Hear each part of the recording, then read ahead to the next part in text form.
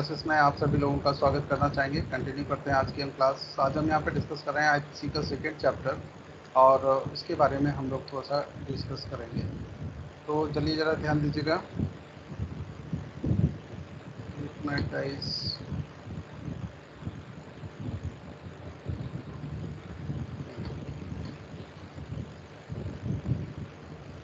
IPC का second chapter यहाँ पर जरा ध्यान दीजिएगा। ये मैंने लगा लिया। कल जहाँ तक हम लोग पढ़ रहे थे, कल हम लोगों ने कहाँ तक पढ़ा हुआ था, जल्दी से हम ये देखते हैं कि सेक्शन में क्या क्या दिया हुआ, उसको थोड़ा सा एक नज़र में पढ़ने की कोशिश करते हैं। जरा ध्यान दीजिएगा।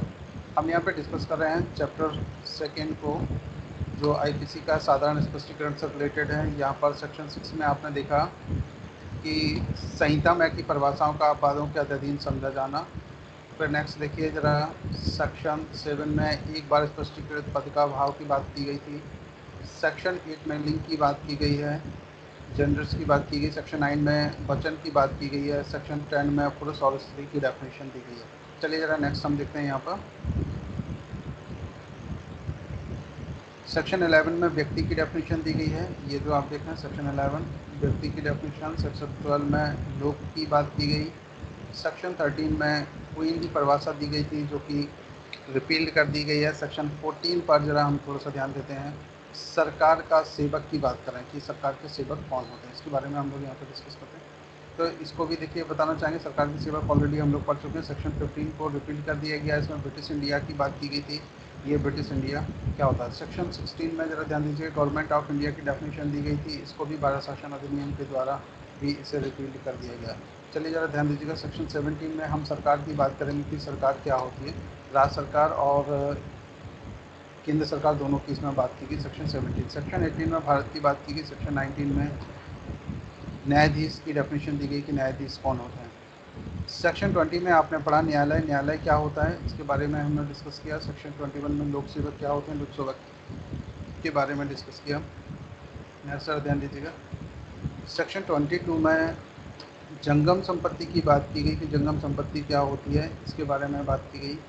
और सेक्शन 23 में यहाँ पर सदोष अभिलाष की बात की गई और इसी में सदोष हानि और सदोष अभिलाष प्राप्त करना और सदोष हानि उठाना से संबंधित सेक्शन 23 में ही आपने देखा। चलिए नेक्स्ट हम यहाँ पर बात करने वाले हैं अभी 24 में देखेंगे बेईमानी से, यानी कि बेईमानी से की गई बात के बारे में बात की गई है। सेक्शन 25 में कपटपूर्वक बात की गई। सेक्शन 26 में विश्वास करने के कारण की बात की गई। सेक्शन 27 में पत्नी, लेपिक या सेवक के कब्जे में संपत्ति की बात की गई। जब संपत्ति यहाँ पर पत्नी या लेपिक या किसी सेवक के कब्जे में हो तो किसके कब्जे में उसको मानी जाएगी। सेक्शन 27 में आपने देखा। सेक्शन 28 में कूटकरण की बात की गई कि कूट रचना से बनाए गए डॉक्यूमेंट्स क्या होते हैं, उसके बारे में बात की गई। इसमें 2 स्पष्टीकरण दिए गए थे। दस्तावेज सेक्शन 29 में आपने पढ़ा। फिर हम लोग यहाँ पर देखते हैं सेक्शन 29A इलेक्ट्रॉनिक अभिलेख के बारे में हम लोग बात करते हैं कि इलेक्ट्रॉनिक अभिलेख क्या होते हैं। सेक्शन 30 में मूल्यवान प्रतिभूति की बात की गई। सेक्शन 31 में बिल की बात की गई। सेक्शन 32 में कार्यों का निर्देश करने वाले शब्दों के अंतर्गत अवैध लोग के बारे में बात की गई। फिर यहाँ पर नेक्स्ट ध्यान देंगे हम लोग 33 में कार्य की बात की गई। कार्य क्या होते हैं और लोग क्या होते हैं, जो आगे चल के ऑफेंसेस में यूज़ किए जाएंगे। किसी कार्य के द्वारा कभी अपराध घटित हो जाता है, कभी लोग के द्वारा भी घटित हो जाता है। अब हम यहाँ पर पढ़ने वाले हैं सेक्शन 34 सामान्य आशय को अग्रसर करने में कई व्यक्तियों द्वारा किए गए कार्य। अगर हम यहाँ पर देखिए कई व्यक्तियों को, सेक्शन 34 है वो ही अपने आप में एक ब्रॉड सेक्शन है। यहाँ पर चलिए ज़रा देखते हैं यहाँ पर सेक्शन 34 क्या कह रहे हैं। यहाँ पर इसकी डिस्कशन करते हैं। देखिए ज़रा ध्यान दीजिएगा।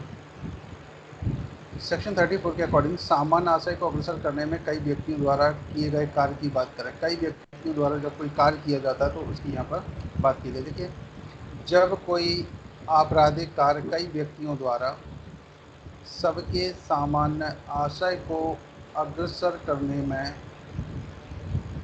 ध्यान दीजिएगा, सबको सामान्य आशय को अग्रसर करने में, देखिए ज़रा ध्यान दीजिए, जब कोई आपराधिक कार्य कई व्यक्तियों द्वारा सबके सामान्य आशय को अग्रसर करने में किया जाता है, तब ऐसे व्यक्तियों से हर व्यक्ति उस कार्य के लिए उसी प्रकार दायित्व के अधीन है मानो वह कार्य उसी ने अकेले किया हो, अकेले उसी ने किया हो। ये तो केवल ये सेक्शन 34 की जो आप डेफिनेशन पढ़ रहे थे वो है गैरेट के अकॉर्डिंग। आप जरा यहाँ पर देखिए, इसमें बहुत सारे पॉइंट्स जो निकल कर के आते हैं। सेक्शन 34 कब रजिस्टर्ड होता है, इसके लिए मैं देखिए आपको क्लियर करना चाहूँगा, थोड़ा सा ध्यान दीजिएगा। जब हम ये देखें कि कोई भी व्यक्ति कोई ऑफेंस करता है, कोई भी व्यक्ति ऑफेंस करता है यहाँ पर, तो क्या होता है उसके उस ऑफेंस के अकॉर्डिंग में कि जब किसी अपराध में, कोई भी अपराध हो, उस अपराध के अकॉर्डिंग अगर देखा जाए तो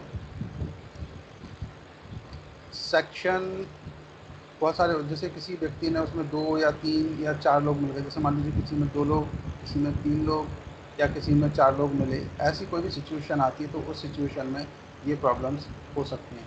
गाइस एक सेकंड रुकिएगा, ये सिस्टम गड़बड़ किया है।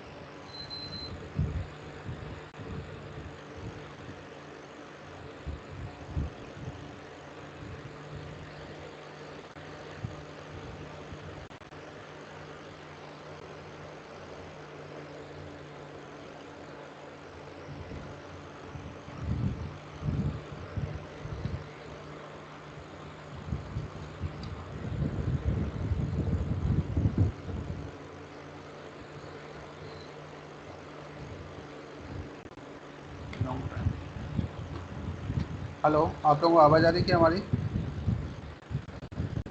यस सर, आ रही है। हेलो गाइस, आवाज़ आ रही है? यस चलिए, सर, आ रही है।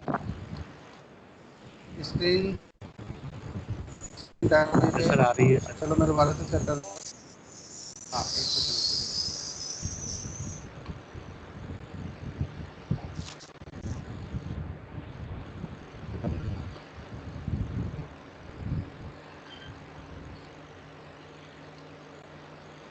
चलिए देखिए, सेक्शन 34 के बारे में हम जब बात करेंगे, देखिए जब भी कोई ऑफेंस क्रिएट होता है या कोई भी ऑफेंस कोई सर कमिट करता है तो सर, सिचुएशन स्क्रीन में नहीं क्या आ रही है होता सर। है, कोई बात नहीं, आएगी एक सेकंड के लिए, आ जाएगी।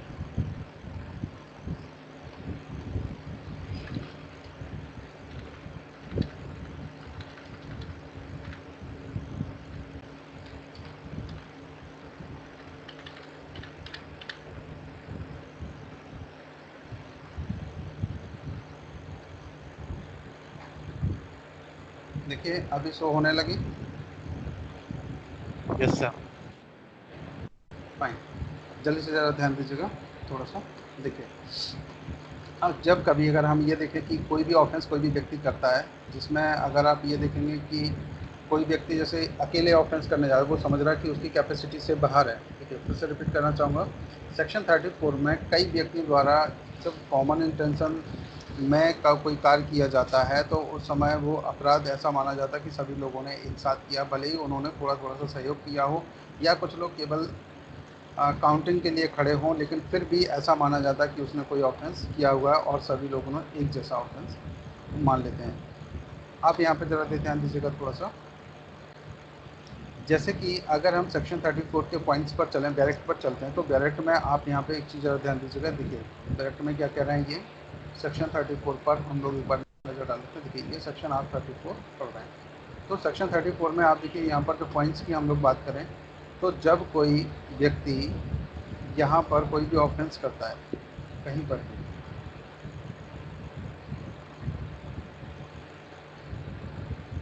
देखिए जरा ध्यान दीजिएगा,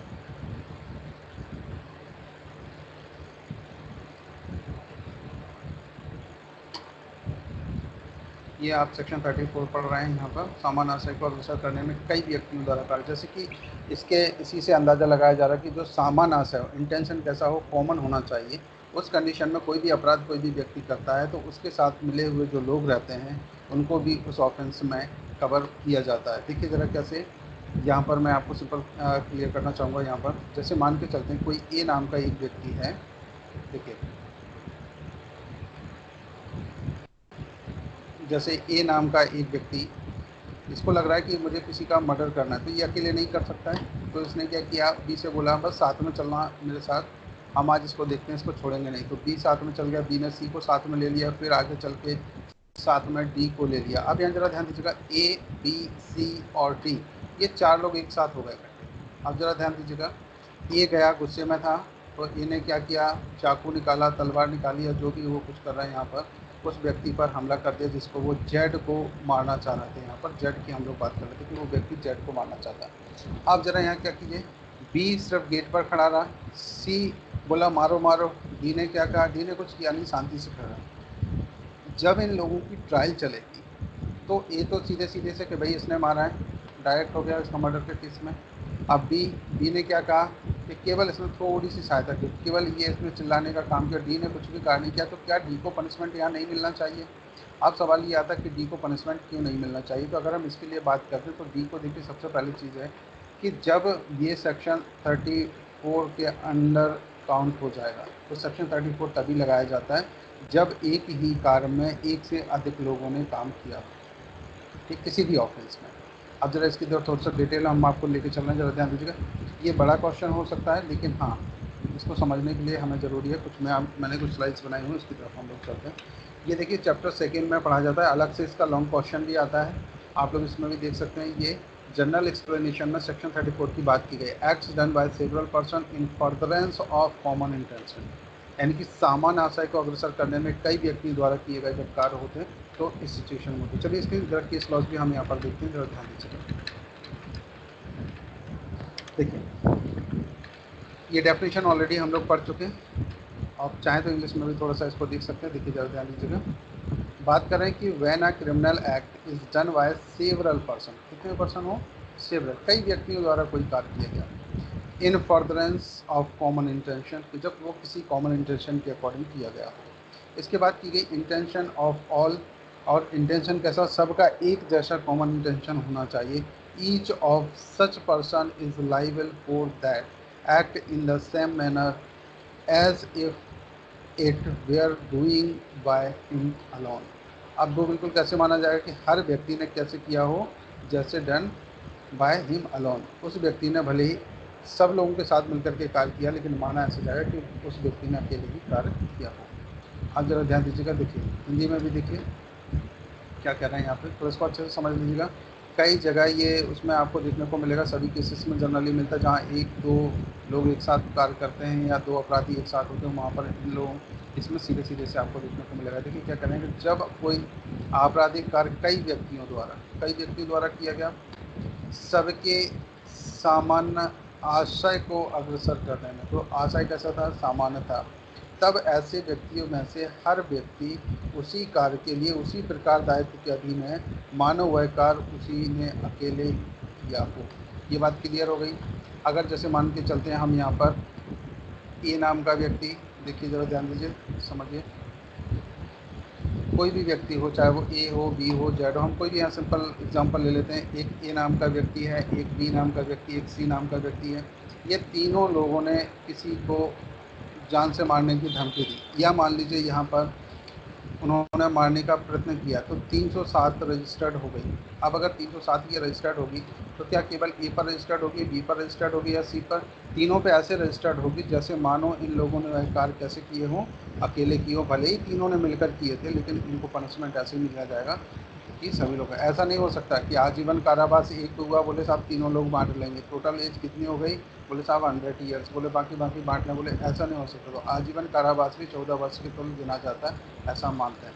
चलिए ज़रा ध्यान दीजिएगा, नेक्स्ट यहाँ पर डिस्कशन करते हैं, इसके किस लॉज पर भी हम आपको लेकर चलेंगे।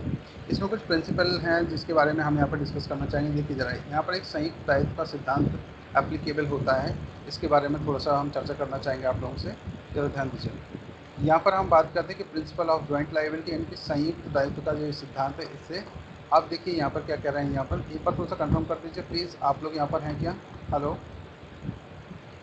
यस थोड़ा सर। सा कर दीजिए, सभी लोगों को क्लियर आवाज़ आ रही है? सभी को आ रही यस है? सर। एक बार चेक कर लीजिए प्लीज़। Yes sir. क्लियर है, ठीक है, ओके। ज़रा ध्यान दीजिएगा। कंचन मैडम, आपको आवाज़ आ रही है?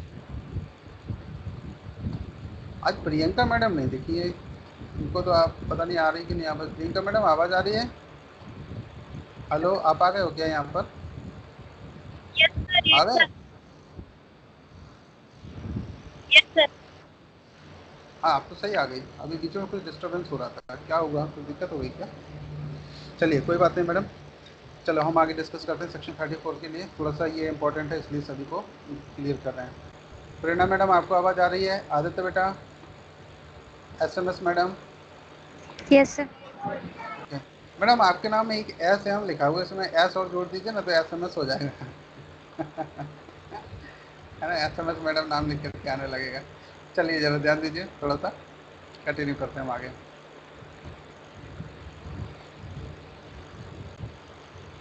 देखिए, हम आपको यहाँ पर स्लाइड पर ले आए हैं। यहाँ पर बात करेंगे प्रिंसिपल ऑफ जॉइंट लाइबिलिटी की। जब जॉइंट लाइबिलिटी होती है तो क्या सिचुएशन होती है। यहाँ पर संयुक्त दायित्व का सिद्धांत की हम लोग बात कर रहे हैं। भारतीय दंड संहिता 1860 में कुछ ऐसे उपबंध किए गए हैं कि ऐसे व्यक्ति के दायित्व को निर्धारित करते हैं जो दूसरों यानी कि अन्य लोगों के साथ मिलकर के कोई अपराध करता है।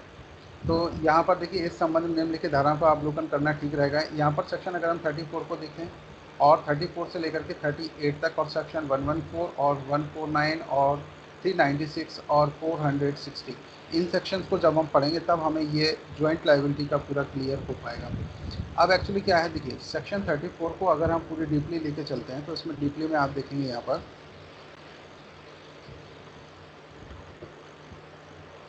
ध्यान दीजिए। देखो, सबसे पहले क्या कह रहे हैं, सेक्शन 34 को हम लोग देख लेते हैं कि सेक्शन 34 में क्या दिया हुआ, फिर हम 38 तक इसको लेके चलेंगे। ऑलरेडी हमें वैसे भी पढ़ना भी है इनको। इसमें कह रहे हैं act done by several person. First point, कई व्यक्तियों द्वारा कोई भी कार्य किया जाता है। लेकिन आईपीसी के सेक्शन है तो स्वाभाविक बात है हम यहाँ किसकी बात करेंगे, किसी अपराध कार्य की।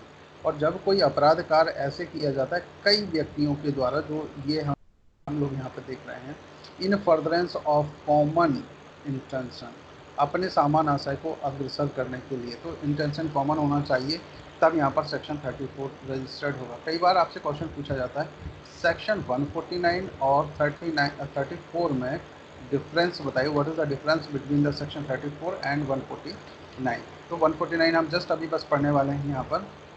तो कॉमन इंटेंशन की बात हो कि पहले से मस्तिष्कों का पूर्व मिलन होना आवश्यक होता है यहाँ पर। और जैसे कि पहले से ही हम लोगों ने डिसाइड किया कि हमें इस व्यक्ति को मारना है, और जाकर के उसके लिए सब लोग एक जैसे कार्य करते हैं। कुछ लोग कार्य करते हैं, कुछ लोग खड़े भी रहते हैं। मतलब सहयोग किसी भी रूप में होना चाहिए, चाहे वो जनसंख्या के रूप में हो कि वहाँ पे ज़्यादा लोग दिखाए गए। जैसे मान लीजिए एक व्यक्ति अपराध करता है, कई बार आपने देखा होगा कोई भी एक कॉमन व्यक्ति है वही अपराध कर रहा है, बाकी लोग सब उसके सपोर्ट में खड़े हुए हैं, वहाँ अपराध किसी ने नहीं किया। तो दो व्यक्ति, तीसरा, चौथा या पांचवा, ऐसे कोई भी व्यक्ति ये खड़े हुए हैं, तो भी हम ये मान लेंगे कि इन सब ने अपराध भले ही एक ने किया हो, लेकिन एक ने कैसे किया है, इन सब की दम के ऊपर किया हुआ है। मतलब इनसे उसको पावर मिल रही है, इंस्पायर हो रहा है वो। तो ऐसा मान लिया जाएगा कि इन पर सभी पर एक जैसा अपराध रजिस्टर्ड होना चाहिए, चाहे वो कोई सा भी हो, चाहे वो चोरी का हो, डकैती का हो, लूट का हो, या किसी भी और भी कोई भी हो सकता है। नेक्स्ट ज़रा ध्यान दीजिएगा, सेक्शन हम 35 की बात करते हैं। 35 पर एक नज़र डालिएगा। 35 में देखिए, when such an act is criminal by reason of its being done with the criminal knowledge or intention। देखिए जरा यहाँ पर ध्यान दीजिए, हम क्या कर रहे हैं यहाँ पर। when such act is criminal by reason of its being done with a criminal knowledge or intention, जबकि ऐसा कार्य इस कारण आपराधिक है कि वह आपराधिक ज्ञान या आपराधिक आशय से किया गया हो। तो देखो यहाँ पे कुछ चीज़ें जिनको हम लोग थोड़ा सा डिस्कस करना चाहेंगे, देखिए जरा ध्यान दें। When such an is criminal, act is criminal, कैसा एक्ट किया गया, criminal, by reason of its being done with the criminal knowledge और क्रिमिनल इंटेंशन। तो नॉलेज भी क्रिमिनल टाइप की होनी चाहिए, आपराधिक ज्ञान भी होना चाहिए और आपराधिक इंटेंशन भी होना चाहिए। तो सेक्शन 35 इसमें एप्लीकेबल हो जाता है। कब, ये joint principle of joint liability, अगर किसी एक व्यक्ति ने मर्डर किया है, बाकी लोग क्या उन पर ये एप्लीकेबल होगा कि नहीं होगा। मेरिट्स और डीमेरिट्स की हम बात करें कि कोई व्यक्ति केवल खड़ा रहा तो क्या वो अपराधी होगा वहाँ पर, अगर अपराधी होगा तो किस बात के लिए होगा, तो ये यहाँ पर डिस्कस किया जा रहा है। अगला जरा ध्यान दीजिएगा। नेक्स्ट सेक्शन 36 में हम देखें यहाँ पे क्या कह रहे हैं। सेक्शन 36 में बात कर रहे हैं कि effect cause partly by act and partly by omission. कैसे किया गया, पार्सली एक्ट के द्वारा किया गया एंड पार्सली ओमिशन के द्वारा किया गया। मीन्स अंशतः कार्य द्वारा और अंशतः लोक द्वारा कार्य करना। तो या तो अंशतः का मतलब क्या होता है, जरा ध्यान दीजिएगा। पार्सली का मतलब होता है कि कभी कोई थोड़ा सा कार्य किया गया, ज़्यादा नहीं किया गया। थोड़ा सा का कार्य का सेंस हम अगर यहाँ पर लें तो देखिए समझने के लिए ध्यान दीजिएगा। अगर कोई व्यक्ति जैसे किसी को मर्डर करने जा रहा है, उसने कहा देखो मैं इसको छोड़ूंगा नहीं, मैं इसका मर्डर करूंगा, और वो मर्डर करने कौन है? ये जो व्यक्ति है, ये मान लीजिए ए नाम का व्यक्ति है, और वो किसके पास जा रहा है? यहाँ पे जैसे बी व्यक्ति से वो बात कर रहा है, तो बी ने क्या कहा, अच्छा तुम एक काम करो ना, जा रहे हो तो ये डंडा ले जाओ अच्छा सा, अब जा ही रहे हो तो डंडा ले जाओ। उसने डंडा दे दिया। उस डंडे में क्या थी? लोहे की रॉड लगी हो, तो ध्यान देना, लोहे की कील हो या फिर रॉड हो। अगर देखिए इसका भी एक अपना इम्पोर्टेंस है। लकड़ी का जब तक डंडा हो तब तक कोई बात नहीं, जैसे ही उसमें कोई कील भी निकल आती है या कोई किनारे पे कभी कभी आपने देखा हो लोहा लगा रहता है, तो बस जैसे ही इसमें ये लोहा या कील का समावेश होता है, वैसे ही इसको क्या मान लेते हैं? आदित्य जी, आपको पहले पढ़ाया था, आपने भी एक बार मुझे बताया हुआ था, इसको हम क्या मान लेते हैं? जल्दी से बताइए। अगर यहाँ पर ऐसा हो जाता है तो इसको हम बिल्कुल नुकीला मान लेते हैं। सर, नुकीला हथियार मान लेते हैं सर। बिल्कुल नहीं, नुकीला तो मान लेते हैं, लेकिन इसको हम किस श्रेणी में रख लेते हैं कि ये धारदार हथियार हो गया। ठीक है Priyanka madam, yes sir. Practice में कुछ पता चला कभी आपको? धारदार हथियार की डेफिनेशन क्या होती है? अगर किसी व्यक्ति ने किसी को मारा या कुछ भी किया हुआ है तो वहाँ 302 अगर रजिस्टर्ड हो रही, तो कैसे मारा गया? बोले साहब धारदार के हथियार के द्वारा ये, तो धारदार किस में मान लेंगे? तो जैसे लोहे का जो डंडा था, बोले किससे मारा? बोले डंडा मारा। अगर जैसे डंडा मारने की बात की और डंडे में कील निकल आती है, तो ये बात अगर साबित हो जाए इस कील से, या कॉर्नर पे कोई लोहा लगा हुआ था, तो बिल्कुल इसको धारदार हथियार में काउंट कर सकते हैं। ठीक है, तो क्या होगा? सेक्शन तुरंत बदल जाएगा। डंडे से मारा सिंपल 323, और अगर धारदार हथियार से मार लिया तो फिर अब ग्रेड सेट हो सकती है, यहाँ पर सेक्शन बदल सकता है। तो फिर यहाँ धारदार हथियार के लिए ये सेक्शन 323 सिंपल मारपीट ना होते हुए यहाँ आगे सेक्शन बढ़ सकता है। 300 आ सकता है, ये 325 में रजिस्टर्ड भी हो सकता है, 326 की तरफ भी जा सकता है, या 327 की तरफ भी बढ़ सकता है, या फिर जब फाइनली जा कर के 307 या फिर 302 में कन्वर्ट भी हो सकता है अगर उसकी डेथ हो जाए तो। ठीक है, इंटेंशनली ऐसा किया जाए। अब जरा ध्यान दीजिएगा थोड़ा सा, ये सब क्लियर हो गया यहाँ तक सभी को? एक बार क्लियर कर दीजिए प्लीज़। क्लियर हो गया क्या यस इतना? सर। चलिए आप जरा नेक्स्ट हम चलते हैं आगे, जरा ध्यान दीजिएगा। ये सेक्शन 37 को थोड़ा सा हम एक बार नज़र डालेंगे, इसमें क्या दिया हुआ है देखिएगा। ये आप सेक्शन 37 पढ़ रहे हैं, इसके लिए आपको सबसे पहले यहाँ पर क्लियर करना चाहिए। देखिए सेक्शन 37 में यहाँ पर बात कर रहे हैं cooperation by doing one of several acts constitute an offence. जरा ध्यान दीजिएगा, किसी अपराध को गठित करने वाले कई कार्यों में से किसी एक को करके सहयोग करना। ध्यान देना, यहाँ जब ये बात करते हैं किसी को सहयोग करना, कोई भी एक कार्य करके, अभी जस्ट हम बैक में पीछे पढ़ रहे थे कि एक ए नाम का व्यक्ति, और वो जैसे बी के पास से जाता है, उसको वो लाठी दे देता है, उसने जैसे ही लाठी दिया तो उसने यहाँ पे क्या कर दिया? सहयोग। तो वो भी यहाँ पर पनिशमेंट का भागी हो सकता है। या उसने कहा जैसे कोई मुझे बोल रहा है 2-3 लोग हैं, और वो एक बोल रहा है कि अच्छा एक काम करो, इसकी अच्छे से पिटाई कर देते हैं, दूसरा बोलता है नहीं नहीं एक काम करो, इसको मारो मारो।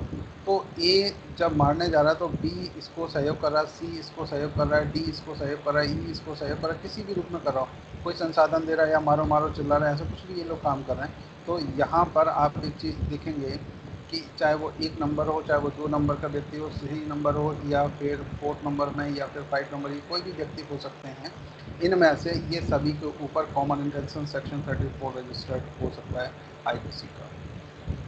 ठीक है, ये इसके पॉइंट्स बताए गए कि अगर सेक्शन 37 और इसमें वो किया जाए तो इसके लिए क्लियर होगा। अब जरा ध्यान दीजिएगा, तो यहाँ पर क्या क्या बात कर रहे हैं लोग? यहाँ पर ये बोल रहे हैं कि किसी अपराध को गठित करने वाले कई कार्यों में से किसी एक को कर दिया जाए। किसी एक को भी करता है तो भी हम मान लेंगे सेक्शन इसने 34 के अकॉर्डिंग वर्कआउट कर दिया। देखिए यहाँ पर क्या कह रहे हैं, cooperation by doing one of several acts constituting an offence. तो जॉइंट लाइबिलिटी की जब बात आती है तो सेक्शन 37 भी उस पर एप्लीकेबल होता है। अगला जरा ध्यान दीजिएगा, नेक्स्ट सेक्शन 38 की तरफ जरा ध्यान दीजिएगा। सेक्शन 38 क्या कह रहे हैं? सेक्शन 38 की तरफ जब हम चलें तो यहाँ पर सेक्शन 38 में दिया गया, जरा देखिएगा, ध्यान दीजिए।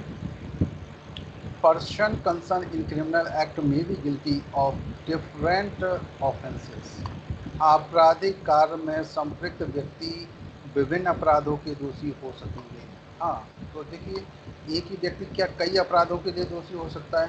बिल्कुल हो सकता है। अगर उसने अलग अलग कार्य किए हुए हैं तो बिल्कुल यहाँ पर हो सकता है। अब जरा ध्यान दीजिएगा, सेक्शन 114 में क्या दिया हुआ, जरा ध्यान दीजिएगा।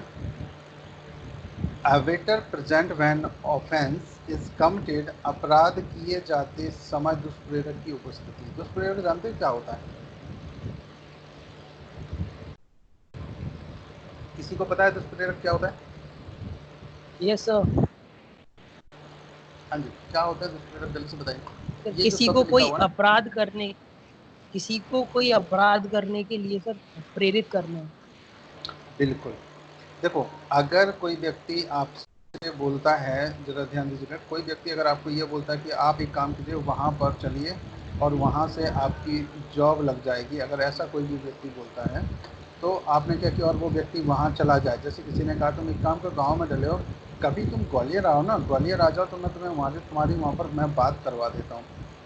तो वहाँ पर मान लीजिए कोई भी व्यक्ति बात करवा देता है। मान लीजिए आदित्य जी ने किसी को ग्वालियर बुलाया, बोले मेरे एक परिचित रहते हैं, मैं उनसे बात करके तुम्हें जॉब दिलवा सकता हूँ। और इन्होंने जॉब कौन सी दिलवाई? छोटी मोटी जॉब नहीं दिलवाई, इन्होंने यहाँ पर किसी कंपनी का उसको MD बनवा दिया। अब भाई उसकी क्या हो गई?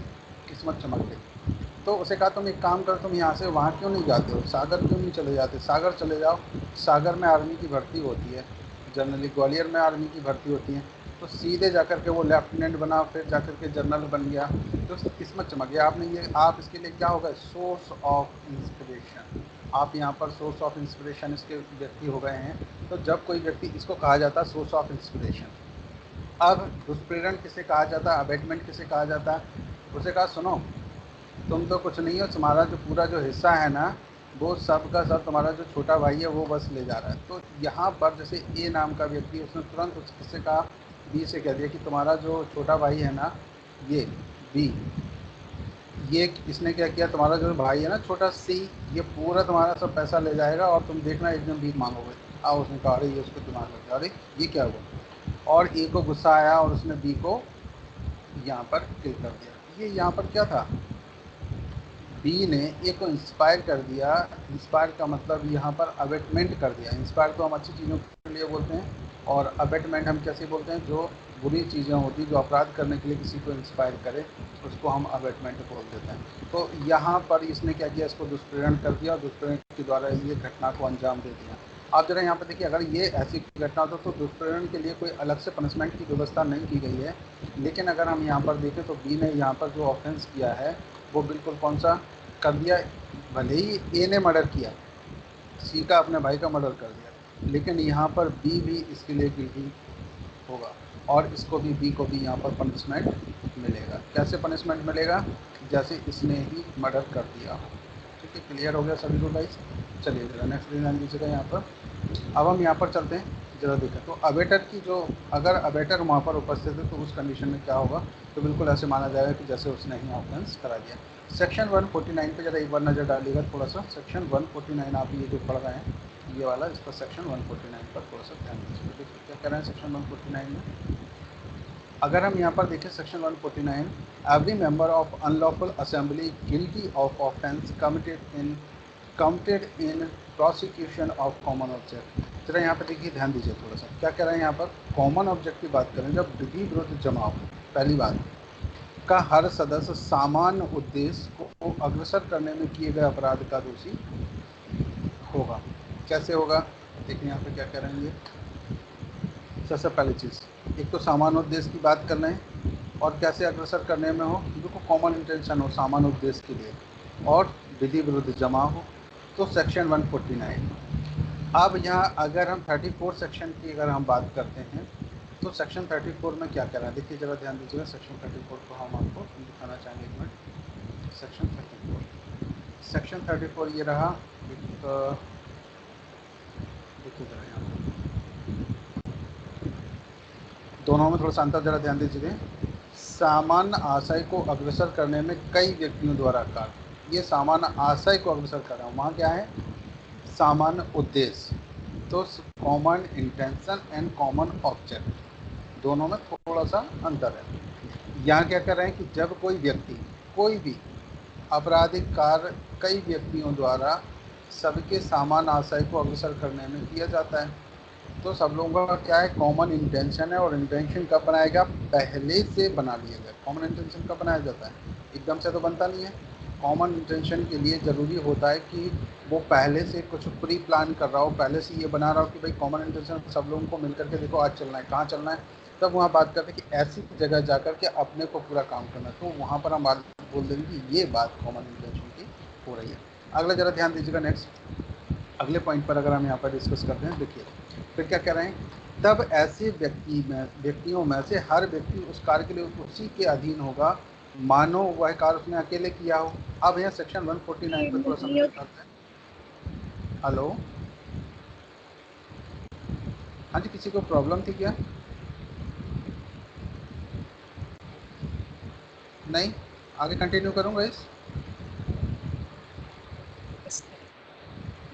किसी की वॉइस आई थी मुझे, तो मुझे लगा कि शायद प्रॉब्लम हो रही किसी को। चलिए जरा ध्यान दीजिए, सेक्शन 149 पर हम एक बार नजर डालते हैं। देखिए सेक्शन 149 यहाँ पर आप ये पढ़ रहे हैं, सेक्शन 149। तो देखिए जरा सेक्शन 149 क्या कह रहे हैं, every member of unlawful assembly, कोई भी अनलॉफुल असेंबली का मेंबर हो, guilty of offences committed in prosecution of common object, यानी कि विधि विरुद्ध जमाव का हर सदस्य जो सामान्य उद्देश्य को अग्रसर करने में किए गए अपराध का दोषी है। तो यहाँ पर देखिए इसमें क्या होता है, पूर्व मिलन नहीं होता है। अनलॉफुल असेंबली है, पहले हो सकता है वो सही असेंबली हो, इसके बाद वो अनलॉफुल हो जाए। मान लो कुछ लोग वहाँ पर जुलूस निकालने के लिए या कोई समस्या को लेकर के एकजुट हुए हैं और बाद में वहाँ हॉटटॉक होना स्टार्ट हो जाती है, तो ये जो है ना, ये एकदम से सडनली भी बनाया जा सकता है, लेकिन कॉमन इंटेंशन पहले से होता है। तो सामान्य उद्देश्य हो सकता है उस समय ये तुरंत बन जाए, इमीडिएट। पहले तो इकट्ठे हुए थे कि भाई केवल हम यहाँ पर बात करेंगे, एक दूसरे से बात करने की कोशिश करेंगे, और बाद में फिर वो अनलॉफुल असेंबली भी क्रिएट हो सकती है। या फिर कुछ लोग यहाँ पर इकट्ठे हुए, या जब दो या दो से अधिक व्यक्ति यानी पाँच हो जाएं या पाँच से अधिक व्यक्ति हो जाएं, तो यहाँ पर सेक्शन 149 का रजिस्टर्ड हो जाता है। अनलॉफुल असेंबली तभी बनती है, एक दो लोगों से नहीं बनती है अनलॉफुल असेंबली। तो विधि विरुद्ध जमा होना चाहिए, यानी कि भीड़ होना आवश्यक है। चलिए ये सेक्शन 149 आपने यहाँ पे देखा। चलिए इनकी डिटेल और हम अभी पढ़ेंगे, सुनिए। अब सेक्शन 396 में जब देखिए, डकैती विद मर्डर, अगर कोई व्यक्ति यहाँ पर हत्या सहित डकैती कर देता है सेक्शन 396 में, तब भी यहाँ पर क्या मान लेते हैं, हत्या कर रहा है साथ में डकैती भी डाला। तो डकैती जब डलती है तो डकैती के सीधे सीधे से हम लोगों ने देखे हुए कि कितने पॉइंट्स होने चाहिए, कम से कम यहाँ देखेंगे 5 या 5 से अधिक व्यक्ति होंगे, तभी हम यहाँ मानेंगे कि 5+ लोग होना चाहिए, तो ये यहाँ पर डकैती में काउंट होता है। अब कोई व्यक्ति इसमें मर्डर भी कर देता है तो ये भी यहाँ पर फर्दरेंस ऑफ कॉमन इंटेंशन मान्य हो जाएगा। चलिए जरा नेक्स्ट हम यहाँ पर ध्यान देते हैं। सेक्शन 460 में क्या होता है, all persons jointly concerned in lurking, house trespass or house breaking by night punishable their death or grievous hurt caused by one of them। रात्रो प्रचंड गृह अतिचार या रात्रो गृह भेदन में संयुक्तता संपृक्त समस्त व्यक्ति दंडनीय हैं, जबकि उसमें से एक द्वारा मृत्यु या घोर उपति कारित की हो। देखिए पहले तो ये लोग होता क्या, पहले तो आप ये समझिए इसको, फिर हम आगे कंटिन्यू करते हैं। जरा ध्यान दीजिए, कह रहा है कि all person jointly concern in lurking house trespass, रात में जो गृह में जाना, और यहाँ पर हाउस ब्रेकिंग का मतलब हाउस को तोड़ करके अंदर एंट्री कर लेना। तो वहाँ पर क्या करते हैं, यहाँ पर by night punishable where death और grievous hurt cause by one of them, उनमें से कोई एक व्यक्ति कॉजिंग हर्ट कर देता है, हर्ट कौन सा कर देता है, डेथ का। अब वो डेथ का जब कर देता है तो उस सिचुएशन में क्या होगा, तो देखिए जरा यहाँ पर ध्यान दीजिए, एक व्यक्ति ने डेथ को अंजाम दिया है और ग्रेवियस हर्ट करता है, या वो किसी की मृत्यु कर दे या घोरोपति कर दे, तो उसमें सभी लोगों को पनिशमेंट दिया जाएगा। कैसे, रात्रो गृह अतिचार क्या होता है, घर में गए, एंट्री किया, गृह वेतन वाले जो एंट्री किया, और उसमें बाद संयुक्तता आप वहाँ डकैती डालने के पॉइंट ऑफ व्यू से गए या चोरी करने के पॉइंट ऑफ व्यू से जाते हैं, लेकिन उनमें से एक व्यक्ति किसी की मृत्यु कर दे या घोर उपति कर दे, तो इसमें से जितने भी लोग वहाँ गए थे सभी के सभी ऐसे लायबल होंगे जैसे उन लोगों ने अकेले ही कोई कार्य किया हो। क्लियर हो रहा सभी को? Hello guys, yes sir. आप लोग हैं ना यहाँ पे? क्लियर हो रहा सभी को? चलो आगे कंटिन्यू करते हैं, जरा यस ध्यान सर। दीजिएगा। आदित्य, ये ऐसे मैसेज कैसे आता है भाई? और कोई भी जरा एक बार लिखिए, मैं भी देखूँ सीखूंगा कैसे आता है, मुझे आता नहीं है ऐसे। और कोई जरा लिखिए, ये समझ में आ रहा है क्या? जिसको समझ में आ रहा है सही लिखना, समझ आ रहा है तो ठीक है, गलत नहीं आ रहा तो कोई बात नहीं, तो दोबारा से समझा देंगे। नहीं आ रहा तो एक लोग नहीं भी लिखें। अरे सोची मैडम का भी ऐसे आ रहा है। नवनीत, ओहो नवनीत ने, ये क्या है डब्बा? मत, ये डब्बा था क्यों बात रहे हो भाई? इन्होंने तो क्यों इतने बड़े ये मैसेज कैसे आ जाते हैं, मुझे भी बताना भाई है। और मुझे एक चीज़ सीखनी है, आप लोगों की यहाँ ना फोटो आ जाती है, मेरी नहीं आती। मेरी देखो इधर तक छोटी सी फोटो डली रहती है, मैं खुद सोचता हूँ मेरी फोटो इधर आ जाए, इधर आ जाए, आती नहीं है, पता नहीं आप लोगों की आती है बस। चलो फिर मैं ऐसे करके दिखाऊंगा, देखो ठीक है। अलग से तो मेरी दो फोटो हो गई, पहले एक नहीं आए थे, अब दो आ गई हैं। चलिए जरा ध्यान दीजिए, नेक्स्ट हम यहाँ पर बात करने वाले हैं। अगली तरफ थोड़ी सा चला, देखिए ऊपर जो धाराओं का हम लोगों ने अध्ययन किया उसमें हम बात कर सकते हैं कि एक व्यक्ति किसी अपराध में निम्नलिखित रूप से संबंधित हो सकता है। कैसे कैसे? देखिए जरा ध्यान दीजिए, या तो वह स्वयं अपराध करता है, पहली चीज़, अगर कोई व्यक्ति स्वयं अपराध करता है तब, या दूसरा हम यहाँ पर क्या कह सकते हैं कि अगर कोई व्यक्ति जो स्वयं अपराध नहीं करता है तो वो कैसे कर सकता है, जब वह अपराध घटित होने में भाग लेता है। या तो देखो पार्टिसिपेशन करे या वो स्वयं अपराध करे, दूसरी चीज़। आप यहाँ जरा ध्यान दीजिएगा, तीसरी हम बात करें कि जब वह अपराध कारित करने के उद्देश्य से किसी तीसरे पक्ष को प्रेरित करता है अथवा वह अपराध स्वयं ना करके किसी तीसरे पक्ष द्वारा करवाता है, तब हम ऐसा मान लेते हैं कि इसने सेक्शन 34 के अकॉर्डिंग कोई ऑफेंस किया है, तब ये इंक्लूड हो सकता है। अगला जरा ध्यान दीजिएगा, फोर्थ नंबर पॉइंट पर जरा हम ध्यान देते हैं। फोर्थ नंबर पॉइंट यहाँ पर क्या कह रहा है, देखिए जब वह अपराध घटित होने के पश्चात अभियुक्त को न्याय से छुपाने का प्रयास करता है, तो भी हम क्या मान लें कि इसमें भी यहाँ पर सहयोग कर रहा है। जरा ध्यान दीजिए, ये आपको जो पॉइंट्स मिले हुए हैं, फोर्थ पॉइंट इसमें जो थे, इन पॉइंटों के आधार पर हम कह सकते हैं कि कोई भी व्यक्ति यहाँ पर कैसे इंक्लूड रहा है। चलिए एक बार चाहें तो दोबारा से देख लीजिए इसको थोड़ा सा, क्या क्या है यहाँ पर, जरा ध्यान दीजिएगा। सबसे पहले हम बोल सकते हैं कि कोई व्यक्ति किसी अपराध में निम्नलिखित रूप से संबंधित हो सकता है। तो कैसे हो सकता है, यहाँ पर जो लिखा है कि जब वह स्वयं अपराध करता है, दूसरा जब वह अपराध घटित होने में भाग लेता है, तीसरा जब वह अपराध कारित करने के उद्देश्यों से तीसरे पक्ष को प्रेरित करता है, और अर्थात वह अपराध स्वयं ना करके तीसरे पक्ष द्वारा करवाता है, पहली चीज़, ठीक है। और चौथा पॉइंट क्या है कि जब वह अपराध घटित होने के पश्चात, देखिए क्या कह रहा है कि जब वह अपराध घटित होने के पश्चात अभियुक्त को न्याय से छुपाने का प्रयास करने लग जाए, तो आप समझ लीजिए कि यहाँ पर ये व्यक्ति भी इस अपराध में सम्मिलित है। ये पॉइंट्स हैं सेक्शन 34 के। अब इसके एसेंशियल एलिमेंट्स की भी हम थोड़ी सी बात कर लेते हैं। एसेंशियल एलिमेंट्स में क्या हुआ गाइस, किसी को कुछ प्रॉब्लम है क्या? क्या भेजा किसी ने?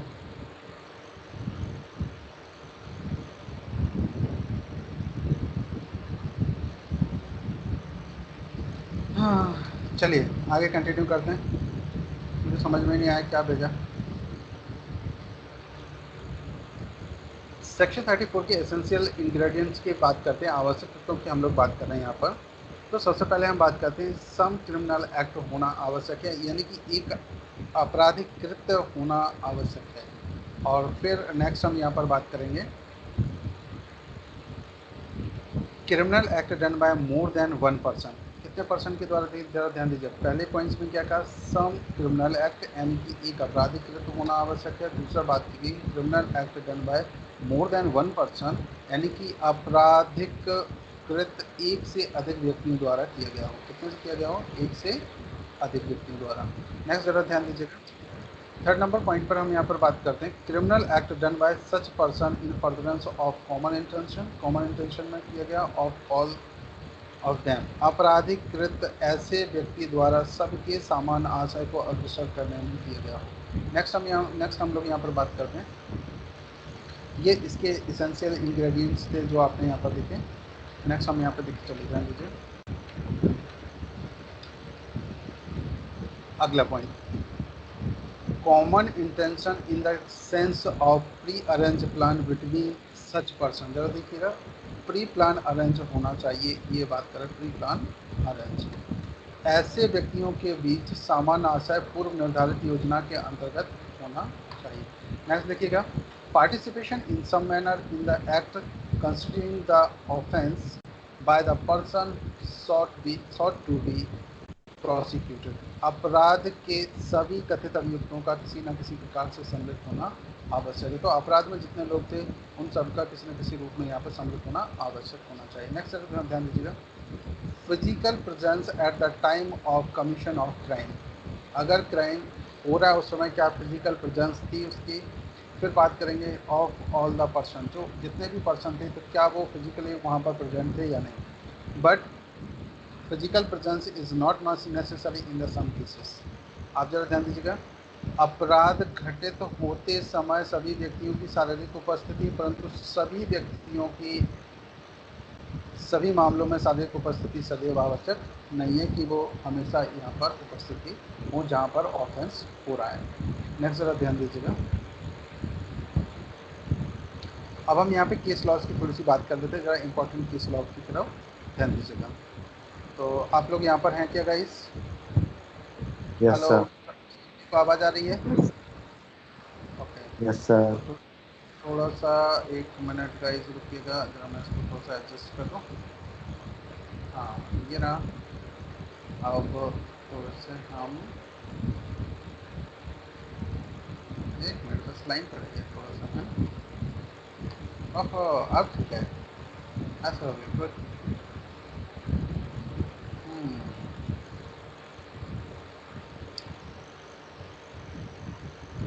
आओ खेल खेल में कानून पढ़ें ऐसा हम लोग शुरू कर रहे हैं। ये 1 सेकंड रुकिएगा गाइस, हम इसको ना थोड़ा सा बढ़िया कर लेते हैं, 1 मिनट।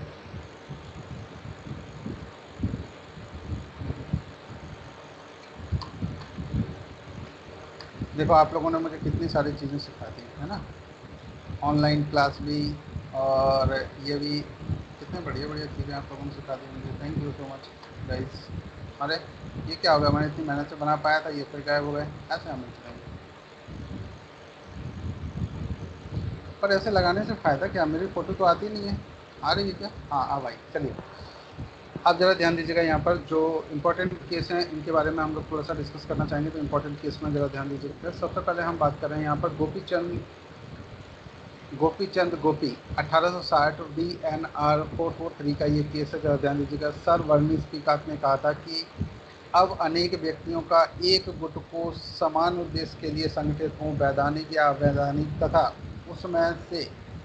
उसमें के एक दूसरे के ज्ञान और सहमति के बिना एक अपराध करता है और दूसरे अपराध में शामिल नहीं होंगे जब तक कि कार्य किसी प्रकार सबके सामान्य आशय अग्रसर करने हेतु ना किया गया।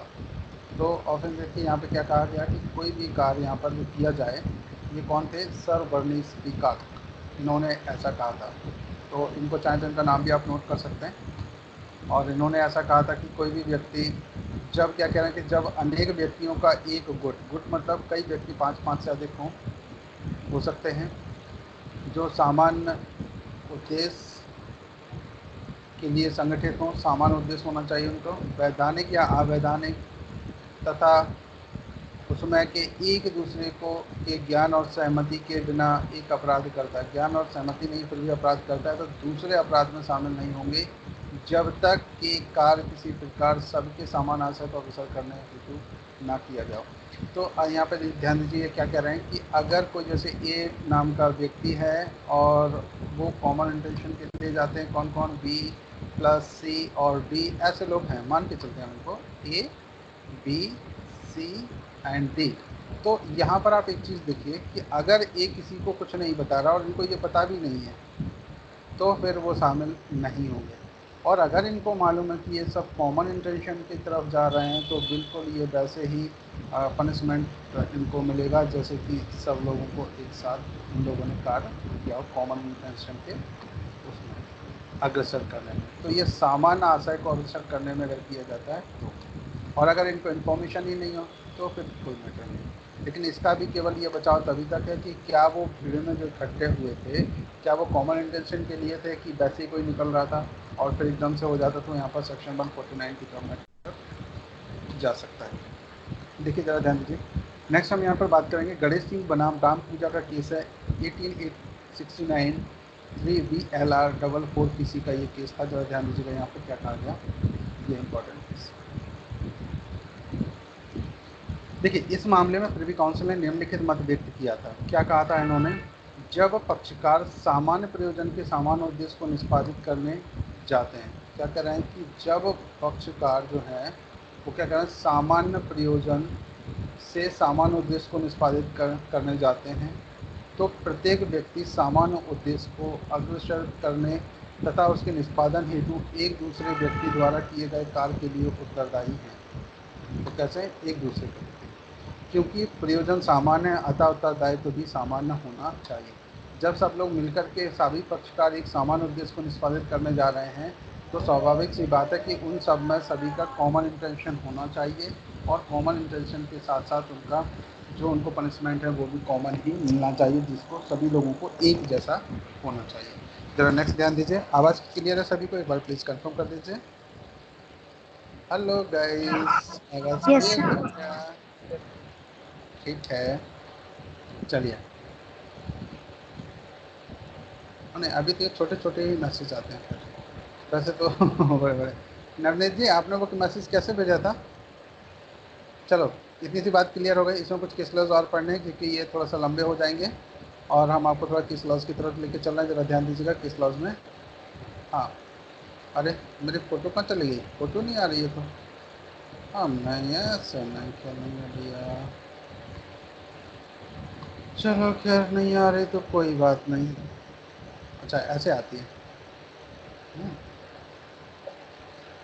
ये रितु मैडम की आ रही है फ़ोटो बस। ऐसे हम नहीं खेलेंगे, बता क्लास में पढ़ाऊँ फ़ोटो रितु मैडम की आया ऐसे कैसे काम चलेगा भैया। और कहीं देखो नवनीत की भी आ रही है, मेरी नहीं आ रही है। आप लोग कुछ जादू, आप लोग कुछ जादू कर देते हो क्या? कैसे हो जाता है भाई? मेरी फ़ोटो नहीं आती, ये देखो। क्यों ये किसने भेजा था भैया? ये इनकी नाक कैसे निकल रही थी बाहर? अच्छा चलिए ज़रा ध्यान दीजिए। नेक्स्ट केस ज़रा ध्यान दीजिएगा।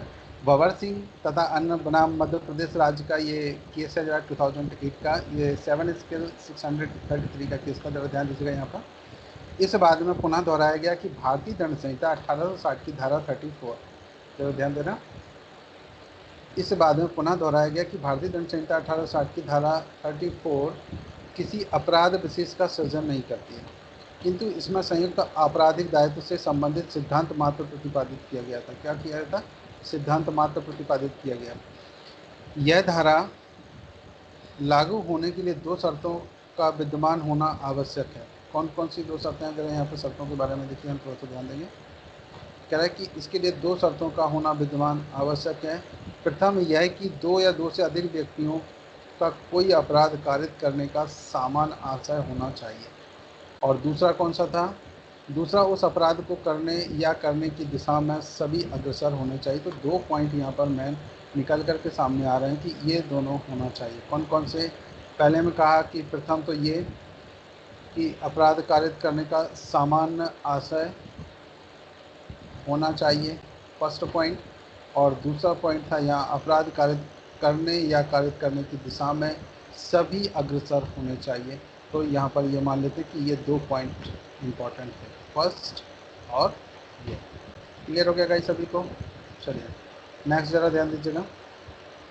महेश तथा अन्य बनाम मध्य प्रदेश राज्य AIR 2012 SC 2172 का केस था ये। ज़रा यहाँ पे ध्यान दीजिएगा, यहाँ क्या बोल रहे हैं ये देखिए, ज़रा ध्यान दीजिए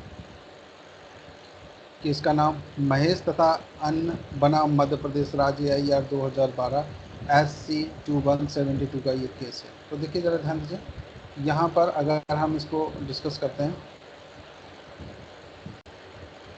इस केस में क्या कहा गया। देखिए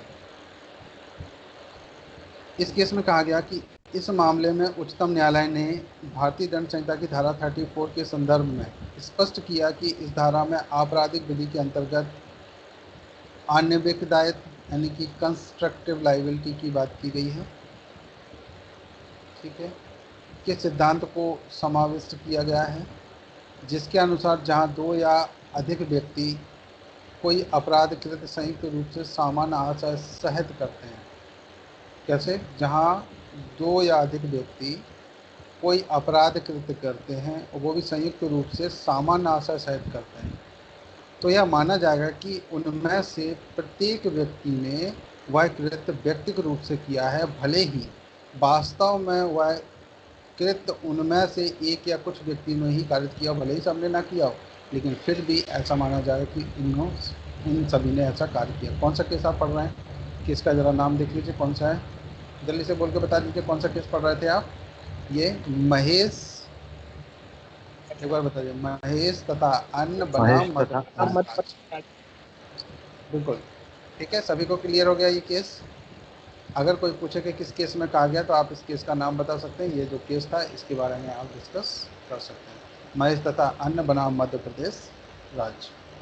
चलिए जरा नेक्स्ट केस की तरफ हम लोग चलते हैं।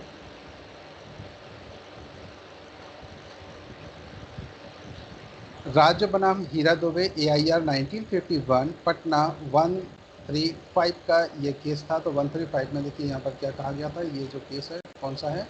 राज्य बनाम हीरा दुबे AIR 1951 पटना का ये केस था। तो इसमें क्या कहा गया देखिए जरा ध्यान दीजिएगा, पटना की तरफ हम लोग चलते हैं। इस मामले में अनेक व्यक्तियों ने मिलकर किसी व्यक्ति पर लाठी से वार किए थे। किससे वार किए थे? लाठी से। अब जरा देखिए, यदि इनमें से एक लाठी के वार के कारण वह व्यक्ति क्या होता, मर जाता है, तो सभी हमलावर व्यक्ति धारा 302/34 के अंतर्गत हत्या के लिए दोषी होते तथा उनके द्वारा अपने बचाव में यह तर्क प्रस्तुत किया जाना व्यर्थ होता कि मृत्यु किसी एक व्यक्ति के लाठी के वार के कारण हुई है जो स्वयं नहीं था। किसके कारण हुई? लाठी के वार के कारण। देखिए इसको फिर से समझ लीजिए क्या कह रहे हैं यहाँ पर, जब ध्यान दीजिएगा। इस मामले में अनेक व्यक्तियों ने मिलकर किसी व्यक्ति पर लाठी से वार किए थे। एक व्यक्ति को लाठियों से पिटाई की गई। यदि इनमें से एक लाठी के वार के कारण, मान लो ऐसी कोई भी एक लाठी थी, उसके कारण वह व्यक्ति मर जाता है, बाकी सब ऐसे मार रहे थे, एक आया एक ने सर में दिया सूट के, ठीक, या हार्ट की जगह पर जोर से मार दिया, तो क्या हुआ? व्यक्ति मर जाता है। तो सभी हमलावर व्यक्ति, जितने भी व्यक्ति थे, वो 302/34 के अंतर्गत हत्या के लिए दोषी होते तथा उनके द्वारा अपने बचाव में तर्क प्रस्तुत किया जाना व्यर्थ होता कि मृत्यु किसी एक व्यक्ति की लाठी के वार के कारण हुई जो कि स्वयं नहीं था। बहुत लोग मार रहे थे यहाँ पर। जैसे अगर हम फॉर एग्जांपल यहाँ पर थोड़ा सा ले लेते हैं, जरा ध्यान दीजिएगा। कोई भी व्यक्ति, जैसे ए नाम का व्यक्ति है और एक बी नाम का व्यक्ति है, बी से एक ही का झगड़ा चल रहा, तो ए ने डंडा उठाया, बी को मारना शुरू किया, तब तक इसके साथ में सी जुड़ गया और फिर इसके साथ में डी जुड़ गया। इन लोगों ने इसको मारना शुरू किया। तभी बीच में से एक व्यक्ति आता है एक्स नाम का, और ये क्या करता है? बी में एक जोरदार लाठी देता है और बी क्या हो जाता है? भगवान को प्यारा हो जाता है यहाँ से। तो भले ही इन लोगों ने थोड़ा थोड़ा सा मारा हो, लेकिन ये माना जाए इन सब को जो एक्स जो नाम का व्यक्ति आया था, इस व्यक्ति ने इन सब के कॉमन इंटेंशन में इनकार कर दिया और सेक्शन 34 यहाँ पर रजिस्टर्ड होता है अगर, तो फिर बिल्कुल 302 के लिए सभी के सभी, ये जो सेक्शन आप देख रहे हैं ना 302/34 ये वाला, ये सभी के ऊपर रजिस्टर्ड हो जाएगा। क्लियर है क्या सभी को? चलिए ज़रा ध्यान दीजिएगा, नेक्स्ट इसकी तरफ चलते हैं हम लोग। नेक्स्ट केस है नंदू बनाम धनेश्वर नायक का। देखिए ज़रा ध्यान दीजिएगा, ये क्या कह रहे हैं इस केस में। अगर हम यहाँ पर देखें तो इस बाद में यहाँ पर कहा गया, ज़रा ध्यान दीजिए,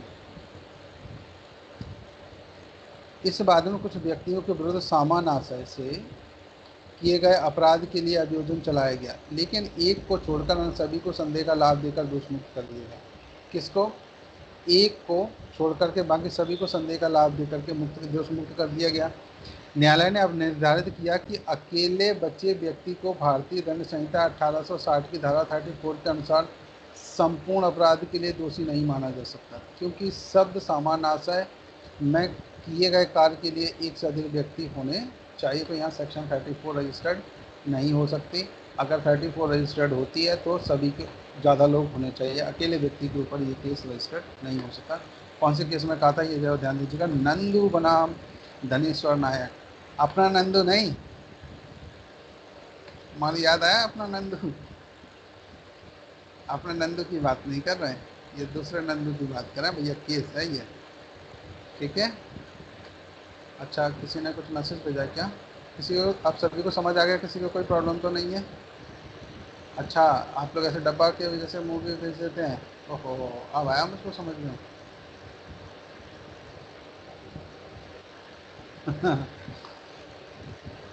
प्रेरणा मैडम है कि चली गई? चले गए क्या यहाँ पर? हेलो, नहीं? प्रेरणा मैडम बोल रहे हैं मैसेज में, सर मैं चेक कर रही थी इस वाली बटन से क्या होता है। ठीक है, कर कोई बात नहीं, ऐसा मत करना, मुझे ही आउट कर दो पूरी क्लास से। चलिए नेक्स्ट केस की तरफ हम लोग थोड़ा सा चलते हैं। बचन सिंह बनाम पंजाब राज, ये बहुत ही वीआईपी केस है, सब लोग जरा इस पर ध्यान दीजिएगा। बचन सिंह बनाम पंजाब राज AIR 1993 SC 305 का ये केस है, जरा इस केस में ध्यान दीजिएगा। आप लोग हैं यहाँ पर? हेलो, तो सर प्लीज़ कंफर्म कर दीजिए। Yes sir. ओके, सभी लोग हैं ना? ठीक है, आवाज़ क्लियर आ रही है? चलिए नेक्स्ट जरा देखिएगा यहाँ पर इस मामले में क्या कहा गया। ओके, देखिए जरा ध्यान दीजिए। इस मामले में समुदायों के बीच खुलकर मारपीट हुई हो, मान लो इस मामले में दो समुदायों के बीच खुलकर मारपीट हुई हो, जिसके परिणाम स्वरूप अभियोजन समुदाय के एक व्यक्ति की मृत्यु हो गई हो, तो फिर ऐसी कंडीशन में क्या होगा? देखिए जरा ध्यान दीजिए। तथा दोनों समुदायों के व्यक्तियों को गंभीर चोटें आई हों, वहाँ प्रत्येक अभियुक्त अपने व्यक्तिगत कार्य के लिए दोषी होगा तथा उन्हें सामान्य से की गई हत्या के लिए दोषी नहीं ठहराया जा सकेगा। अगर दोनों में झड़प हुई तो यहाँ पर सेक्शन 34 ना लगाते हुए सबको इंडिविजुअल केस रजिस्टर्ड किया जा सकता है, जैसे हम लोगों ने अकेले किया हुआ है। ये केस था पंजाब राज्य, बचन सिंह बनाम पंजाब राज्य का केस था। ये बहुत फेमस केस रहा है, जरा इसको ध्यान रखिएगा, VIP भी है। नेक्स्ट केस देखिए, गोवर्धन बनाम सम्राट राज्य का। इसमें क्या कहा गया देखिए, यह है गोवर्धन बनाम सम्राट AIR 1939 ऑल इंडिया रिपोर्ट 930 का। इस बाद में अभिनिर्धारित किया गया कि भारतीय दंड संहिता की धारा 34 के अनुसार यदि कोई व्यक्ति कोई अपराध करता है और वह व्यक्ति उस अपराध को अपने साथियों के सामान्य आशय को अग्रसर करने के इरादे से करता है तो उसे दोषी माना जाएगा। चलिए इन केसेस को मैं यहाँ पर अभी स्टॉप करता हूँ। नेक्स्ट इसमें और भी बहुत सारे केसेस जो आपको बुक से स्टडी करने हैं, ये थोड़ा सा आपको इसलिए बताया गया कि जितना पॉसिबल हो सकता है उसके लिए हम लोग यहाँ पर काम कर सकते हैं। नेक्स्ट ज़रा ध्यान दीजिएगा। अगला हम सीधे आपको लेकर चल रहे हैं डायरेक्ट बैरिट की तरफ। अब हम यहाँ पर सेक्शन 35 की बात कर लेंगे। सेक्शन 35 और 36 की झलक मैंने आपको थोड़ी सी दिखाई हुई थी और इसके बाद में हम इसे आगे कंटिन्यू करते हैं। चलो ध्यान दीजिएगा। सेक्शन 34 थोड़ा सा VIP था, इसलिए इसमें ज़्यादा टाइम दिया गया। सेक्शन 34 को ज़रा ध्यान 35 को ज़रा ध्यान दीजिएगा। यहाँ पर ये आप सेक्शन 35 पढ़ रहे हैं तो देखिए 35 को क्या कह रहे हैं आप, ध्यान दीजिए। जब ऐसा कार्य इस कारण आपराधिक है कि वह आपराधिक ज्ञान या आशय से किया गया। कैसे किया गया? आपराधिक ज्ञान और आशय से किया गया। तो क्या कह रहे हैं? जब कभी कोई कार्य जो आपराधिक ज्ञान या आशय से किए जाने के कारण ही आपराधिक है। कैसे? एक तो पहले तो पॉइंट है इसमें आपराधिक ज्ञान और दूसरा था आशय, इंटेंशन। कई व्यक्तियों द्वारा किया जाता है, तब ऐसे व्यक्तियों में से हर व्यक्ति जो ऐसे ज्ञान या आशय से उस कार्य में सम्मिलित होता है उस कार्य के लिए उसी प्रकार दायित्व के अधीन है मानो वह कार्य उस ज्ञान या आशय से अकेले उसी द्वारा किया गया हो। कैसे किया गया? जैसे उसने अकेले किया हो वो वैसे ही उसके लिए लायबल होगा। सेक्शन 36 में ज़रा ध्यान दीजिएगा। अंशतः कार्य द्वारा या अंशतः लोक द्वारा कारित कोई परिणाम। कार्य आप समझते हैं, जब कोई व्यक्ति, जो हमने कल आपको समझाया हुआ था एक्ट, एक्ट के बारे में, एक्ट का मतलब हो गया कार्य। अगर कोई व्यक्ति सीधे सीधे कार्य करके कोई अपराध करता है तो, या कहीं ओमिशन की बात की गई है कि कोई व्यक्ति जहाँ उसका कार्य करने का कर्तव्य हो और वो कार्य ना करे तो उसे क्या बोल देते हैं, ओमिशन बोल देते हैं, यानी कि उसको आप लोप भी बोल सकते हो। कौन से सेक्शन में दिया, किसी को पता है? कोई बताएगा? ओमिशन 33 में। अच्छा, श्योर? और कोई बताएगा? किसी को पता हो? नहीं? ये देखो जस्ट ऊपर बिल्कुल सही कह रहे हैं नवनीत जी। सेक्शन 33 में कार और लोप की डेफिनेशन दोनों एक में ही दी गई है। इसके बाद सेक्शन 34 आप पढ़ रहे हैं यहाँ पर। सेक्शन 35 आपने पढ़ा, सेक्शन 36 में जरा एक बार फिर से ध्यान दीजिए। तो किसी के कार्य के द्वारा या किसी अंशतः लोप के दिया, मतलब थोड़े से कार्य या थोड़े से लोप के द्वारा कोई परिणाम होता है वो। आप देखो जरा वो क्या होता है, जरा ध्यान दीजिएगा। सबसे पहले हम इसका इलस्ट्रेशन देखेंगे और इसके बाद में फिर आगे आप कंटिन्यू कर सकते। का देखो, का अंशतः या को भोजन देने का अवैध रूप से लोप करता है और अंशतः या को पीट कर साशय या की मृत्यु कारित करता है। पहले क्या करता है, का अंशतः या को भोजन देना धीरे धीरे कम करता है, तो वो धीरे धीरे क्या होगा, उसकी जो शक्ति है वो धीरे धीरे कम होनी शुरू हो जाएगी और लास्ट में या को पीट कर उसकी मृत्यु कारित कर देता है। तो का ने यहाँ पर क्या कर दिया, हत्या की है। देखो कई बार ऐसे कारण होते हैं कि जहाँ खाना देने का उसका कार्य था लेकिन उसने खाना देना ही बंद कर दिया, तो धीरे धीरे स्वाभाविक एक बात आएगी, एक समय आएगा जब उसकी डेथ हो जाएगी, जब उसको खाना मिलना बंद हो जाएगा। सेक्शन 36 में जरा ध्यान दीजिएगा, अंशतः कार्य द्वारा अंशतः लोप द्वारा कारित परिणाम। जहाँ पर हम यहाँ पर बात कर रहे हैं, जहाँ कहीं किसी कार्य द्वारा या किसी लोप द्वारा, तो पहले बात की गई किसी कार्य के द्वारा या फिर बात की गई किसी लोप के द्वारा किसी परिणाम का कारित किया जाना। कोई भी परिणाम कारित किया, जैसे यहाँ पर परिणाम क्या था, ये हत्या करना। अब यहाँ पर देखिए, या उस परिणाम को कारित करने का प्रयत्न करना अपराध है, वहाँ यह समझा जाना कि उस परिणाम का अंशतः कार्य द्वारा या अंशतः लोप द्वारा कारित किया जाना वही अपराध है। तो जैसे ही कई बार क्या होता है, जहाँ पर किसी को दवाइयाँ देनी हो, ऐसे भी यहाँ पर आप उदाहरण दे सकते हैं। अगर मान लीजिए किसी व्यक्ति को कोई दवाइयाँ लेनी हो यहाँ पर, और दवाइयाँ कौन सा व्यक्ति देगा, किसी को तैयार कर दिया आपने कि जैसे कई बार आपने देखा जो रिच फैमिलीज़ होती हैं, मूवीज़ वगैरह में, स्टोरीज़ वगैरह में आपने देखा कि एक ए नाम का व्यक्ति है, उसे बाहर जॉब करने के लिए जाना पड़ता है। मान लो वो इंग्लैंड में काम करता है, तो वो क्या करता है, इंडिया में किसी को यहाँ पर रख जाता है, इसके लिए कि मेरे माता पिता की सेवा करना, देखना, और वो फिर नहीं आ पाता, तो वो धीरे धीरे वहाँ पर इंफॉर्मेशन जेड को यहाँ रख जाता है। इसके मम्मी पापा एक्स और वाई हैं, तो इन दोनों को मेडिसिन देने की बात करता है, भोजन देने की बात करता है। जेड नाम का व्यक्ति क्या सोचता है कि अगर इन दोनों की डेथ हो जाए तो ये जो प्रॉपर्टी है, ये प्रॉपर्टी मेरे नाम हो सकती है। तो ऐसा वो करने के लिए धीरे धीरे इनको खाना देना बंद करता है। एक दिन आएगा कि इनके मम्मी पापा भगवान को प्यारे हो जाएंगे। तो ये भी क्या है, एक तरह से उसने लोप करके कार्य कर रहा है। खाना देने का कर्तव्य है लेकिन यहाँ लोप किया जा रहा है खाना देने से, जिसकी वजह से उनकी डेथ हो सकती है। तो सेक्शन 36 ये बोलता है यहाँ पर। चलिए सेक्शन 37 पर जरा एक बार नज़र डालते हैं हम लोग। सेक्शन 37 यहाँ पर क्या बोल रहे हैं। सेक्शन 37 में देखिए, किसी अपराध को गठित करने वाले कई कार्यों में से किसी एक को करके सहयोग, कोई भी अपराध गठित हो रहा है उसको कोई भी एक में सहयोग कर दिया तो भी क्या वो अपराधी होगा। तो जरा यहाँ पर ध्यान दीजिएगा, होगा तो किस तरह से होगा, ध्यान रखें हम लोग। देखिए सबसे पहले हम देखते हैं, जब कोई अपराध कई कार्यों द्वारा किया जाता है, कोई भी अपराध है जिसमें कई छोटे छोटे कार्यों को मिला करके बड़ा अपराध बनता है, तब जो कोई या तो अकेले या किसी अन्य व्यक्ति के साथ सम्मिलित होकर उन कार्यों में से कोई एक कार्य करके उस अपराध के किए जाने में साथ सहयोग करता है, तो वह अपराध करता है, ऐसा कहा जाता है। यहाँ पर इलस्ट्रेशन पर थोड़ा सा हम लोग ध्यान देंगे। तो इलस्ट्रेशन पर देखिए, का नंबर में पॉइंट पर जरा ध्यान दीजिए, का नंबर पॉइंट पर हम यहाँ पर क्या कह रहे हैं। तो का में हम यहाँ पर बात करेंगे, देखिए जरा ध्यान दीजिए।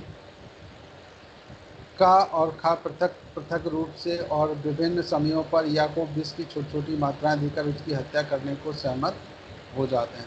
तो इसका मतलब है कि का और खा कहीं पर भी उनका प्राधिकार है जिसके अंदर में ये व्यक्ति रहता है, जिसमें से या नाम का जो व्यक्ति है इनके प्राधिकार में कहीं रहता है, और ये थोड़ी थोड़ी सी विष की मात्राएँ उसको मिला करके देना शुरू कर देते हैं। देखिए ज़रा ध्यान दीजिए, का और खा या की हत्या करने के आशय से सहमति के अनुसार या को विष देते हैं, या इस प्रकार की इस प्रकार दी गई विष की मात्राओं के प्रभाव से क्या होता है, मर जाता है। उसकी फाइनल यहाँ पर क्या हो जाती है, डेथ हो जाती है। तो यहाँ पर ध्यान दीजिएगा, का और खा नाम के व्यक्ति हैं, मिलकर के तैयार हो जाते हैं और या को विष देते हैं और थोड़ा थोड़ा देना शुरू कर देते हैं। यहाँ का और खा हत्या करने में साथ साथ सहयोग करते हैं, और क्योंकि उनमें से हर एक ऐसा कार्य करता है जिसमें मृत्यु कारित होती है, वे दोनों इस अपराध के दोषी हैं, यद्यपि उनके कार्य पृथक हैं। भले ही अलग अलग टाइम पर उन्होंने कार्य किए हों, लेकिन सहयोग तो किया उसी में, तो ये दोनों उसी कार्य में सहयोग करने में काउंट किए जाएंगे। देखिए खा नंबर पॉइंट पर जरा ध्यान दीजिएगा। हाँ, अब जरा ध्यान दीजिए खा नंबर पॉइंट पर। ये खा नंबर में का और खा संयुक्त क्या है, जेलर हैं, और वह अपनी उस हैसियत में वे एक कैदी या को बारी बारी से एक समय में 6 घंटे के लिए संरक्षण में बाहर रखते हैं। मतलब एक जो का और खा मतलब दोनों संयुक्त जेलर हैं, मतलब तो शिफ्ट में आएंगे, 8-8 घंटे की ड्यूटी रहती है, तो 8 घंटे सुबह वाला व्यक्ति, 8 घंटे में शाम वाला व्यक्ति जो रहेगा वो रहेगा। अब जरा ध्यान दीजिए, या को दिए जाने के प्रयोजन से जो भोजन का और खा को दिया जाता है, वह भोजन इस आशा से कि या की मृत्यु कारित कर दी जाए, हर एक अपने हाजिरी के काल में या को देने का लोभ करके वह परिणाम अवैध रूप से कारित करने में जानते हुए सहयोग करते हैं या भूख से मर जाता है। का और खा दोनों या की हत्या के दोषी हैं। तो यहाँ पर का और खा दोनों कैसे हैं, हत्या के दोषी हैं। अब जैसे कोई भी व्यक्ति है जो अपराध कारित कर रहा है, ऐसे संयुक्त रूप से अगर कोई व्यक्ति अपराध कारित कर रहा है, मान लो जैसे दो जेलर थे, जेल में हो या कहीं पर भी हो सकते हैं, ज़रूरी नहीं कि ये लोग जेल में ही हो, कहीं पर भी हो सकते हैं। अगर ऐसी सिचुएशन होती है तो इस सिचुएशन में ऐसा कोई व्यक्ति करता है तो बिल्कुल उसको मान लेंगे कि इसने मर्डर कर दिया है, ठीक। उसके प्राधिकार में, क्योंकि जेलर हो गया, हॉस्पिटल हो गए, ऐसे कई जगह ऐसे कार्य होते हैं तो उनके एग्जामिनर आप ले सकते हैं। हॉस्पिटल्स में भी ऐसा किया जाता है कि जहाँ पर उसको दवाई देने का मैटर हो वहाँ पर और ना दे। जिन लोगों को अपराध करना, आपराधिक मान प्रकृति के लोग हैं, वो सभी डॉक्टर्स की बात नहीं कर रहा हूँ कि सभी डॉक्टर ऐसे हो सकते नहीं, जो आपराधिक प्रवृत्ति के होते हैं, कोई अंजाम देना चाहते हैं तो ऐसा वो कर सकते हैं। कई जगह आपने देखा ऐसे टाइप के क्राइम होते हुए आपको दिख जाएंगे। तो इतना सभी को क्लियर हो गया, समझ में आया सभी को? हेलो, हाँ, बोर तो नहीं हो गए? बोर हो जाओ तो बता देना मुझे, है ना। चलिए नेक्स्ट आगे कंटिन्यू करें हम लोग। का खा, ये गा वाला आप थोड़ा सा पढ़ लेना। सेक्शन 38 में जरा ध्यान दीजिए, सेक्शन 38 की तरफ हम लोग चल रहे हैं। देखिए क्या लिखा हुआ है, आपराधिक कार्य में संपृक्त व्यक्ति विभिन्न अपराधों के दोषी हो सकेंगे। आपराधिक कार्य हैं, उनमें कुछ व्यक्ति जो जुड़े हुए हैं वो विभिन्न अपराधों के दोषी होंगे। वो कैसे होंगे, जरा ध्यान दीजिएगा। जहाँ की कई व्यक्ति किसी आपराधिक कार्य को करने में लगे हुए या संपृक्त हैं, मतलब कहीं से लगे हुए हैं या जुड़े हुए हैं वहाँ वे उस कार्य के आधार पर विभिन्न अपराधों के दोषी हो सकेंगे, यानी कि विभिन्न अलग अलग अपराधों के दोषी हो सकेंगे। यहाँ पर हम लोग दृष्टांत में देखेंगे। सबसे पहले, का गंभीर प्रकोपन की ऐसी परिस्थितियों के अधीन या पर आक्रमण करता है। का क्या कह रहा है, गंभीर प्रकोपन की परिस्थितियों में या पर आक्रमण कर देता है, या नाम का व्यक्ति उस पर आक्रमण कर देता है कि या का उसके द्वारा वध किया जाना केवल ऐसा आपराधिक मानव वध है जो हत्या की कोटि में नहीं आता है। और मान लो यहाँ पर या का उसके द्वारा वध किया जाना, तो या का उसका वध कर देता है, तो यहाँ पे क्या हो जाएगा, ऐसा उसने मानव वध किया है जो हत्या की कोटि में नहीं आता। तो यहाँ सेक्शन 299 के अकॉर्डिंग ये केस यहाँ पर रजिस्टर्ड हो सकता है। कौन सा केस हो सकता है, सेक्शन 299 में, जहाँ पर आपराधिक मानववध की डेफिनेशन दी गई है। आपराधिक मानववध की डेफिनेशन कहाँ दी गई, मैंने आपको स्टार्टिंग में ही शॉर्ट व्यू में आपने देखा, उसमें मैंने आपको बताया हुआ आपराधिक मानववध कहाँ दिया गया है, ठीक है। चलिए जरा ध्यान दीजिएगा, अब हम यहाँ पर बात करते हैं। अब क्या कह रहे हैं, ये जो कि हत्या की कोटि में नहीं आता। अब खा जो या से वैमनस्य रखता था, खा नाम का व्यक्ति था जो या से वैमनस्य रखता था, उसका वध करने के आशय से और प्रकोपन के वशीभूत ना होते हुए या का वध करने में या की का की सहायता करता है। और हेल्प किसने की, यहाँ पर खा नाम के व्यक्ति ने का की हेल्प कर दी या को मारने में। यहाँ यद्यपि का और खा दोनों या की मृत्यु कारित करने में लगे हुए हैं, यहाँ खा हत्या का दोषी है और का केवल आपराधिक मानववध का दोषी है। तो यहाँ पर देखिए 2 चार्ज लगे सीधे सीधे से। क्या कहा यहाँ पर, एग्जाम्पल के तौर पर आप थोड़ा सा समझिएगा। देखिए जरा ध्यान दीजिए,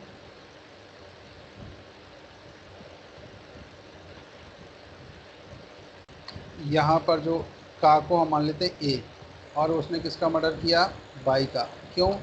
क्योंकि यहाँ पर बाई ने ए को बहुत तेज गुस्सा दिलाया, तो बाई ने क्या किया, ए ने क्या किया, बाई की डेथ कर दी। गुस्सा दिलाने पे की, वैसे नहीं की।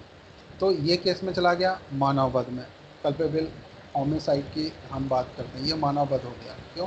जो कि हत्या नहीं है, इसका कोई हत्या करने का इंटेंशन नहीं था यहाँ तो बाई ने इसको गुस्सा दिलाया, ए ने उसको मार दिया। अब ए की कोई व्यक्ति हेल्प कर रहा हो, कौन हेल्प कर रहा हो, मान लो कोई बी नाम का व्यक्ति होता और वो ए की हेल्प कर रहा होता, अरे तो ये ऐसे ये बोला इसको इतने में तो मैं ऐसे मार देता। तो यहाँ पर देखिए ए ने बाई की डेथ की है, लेकिन इसको क्या मान लिया, ये मानव वध, क्योंकि ये उकसाने पर गया।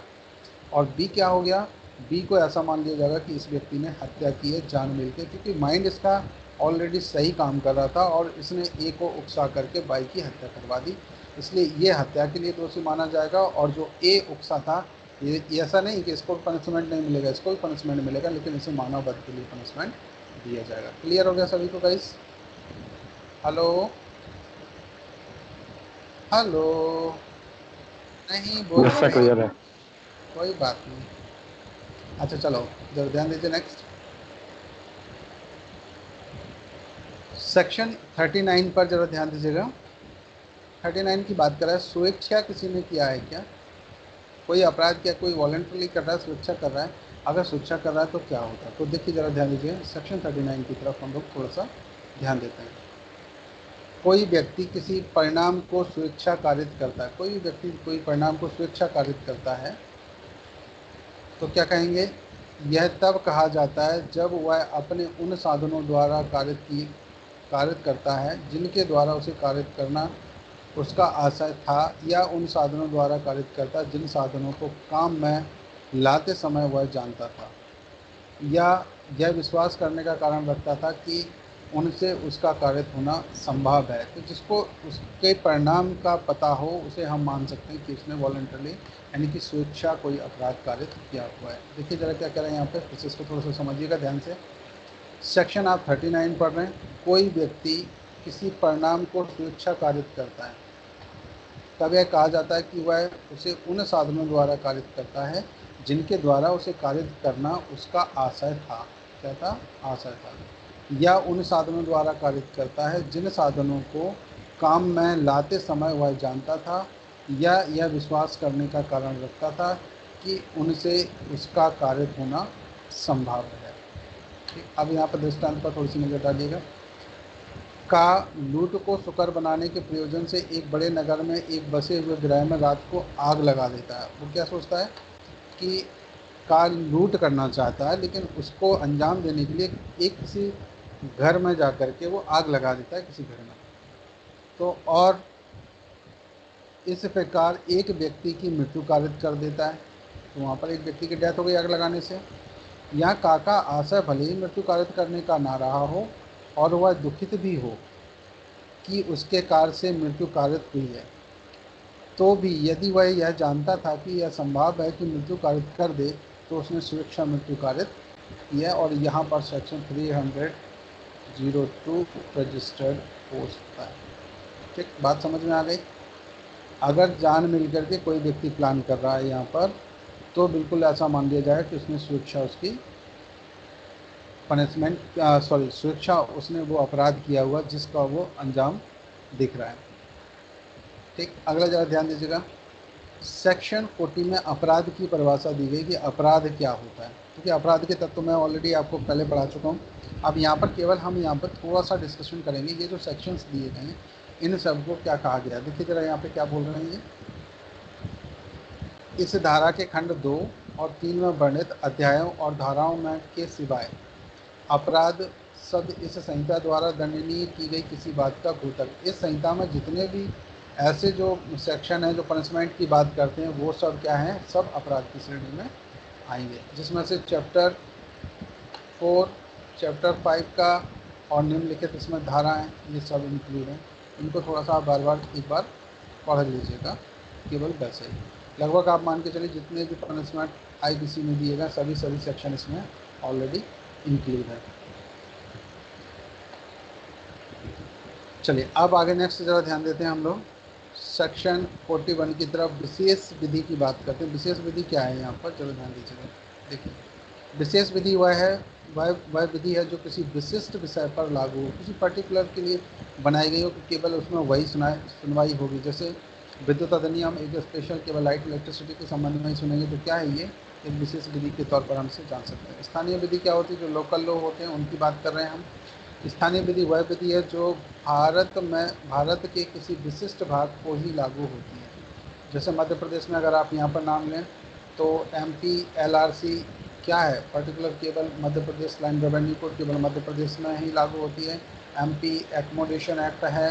ये जो ऐसे जितने भी ये आप देखेंगे इनको, ये सब एक्ट ये सब क्या है, सब लोकल लॉ के अकॉर्डिंग आते हैं। चलिए अब यहाँ ध्यान दीजिएगा, अवैध करने के लिए वैध रूप से आबद्ध हो, तो ये क्या होता है, तो आप इस बारे में कह सकते हैं। चलिए एग्जांपल मैं आपको बताता हूँ, इससे पहले आप थोड़ा सा इसको पढ़ लीजिए, फिर एग्जांपल्स की बात करते हैं। अवैध करने के लिए वैध रूप से आबद्ध हो मतलब इम्पावर्ड किया गया हो किसी कोई भी ऐसा कार्य जो वास्तविक में अवैध हो। जैसे हम जल्लाद को लेते हैं, अगर वो फांसी देता है क्या वो अवैध कार्य है? क्या कोई व्यक्ति किसी को कोड़े मारता है तो क्या वो अवैध कार्य है? कब, जब उसे सरकार के द्वारा या विधि के द्वारा उसे इस कार्य के लिए इम्पावर्ड किया गया हो तब।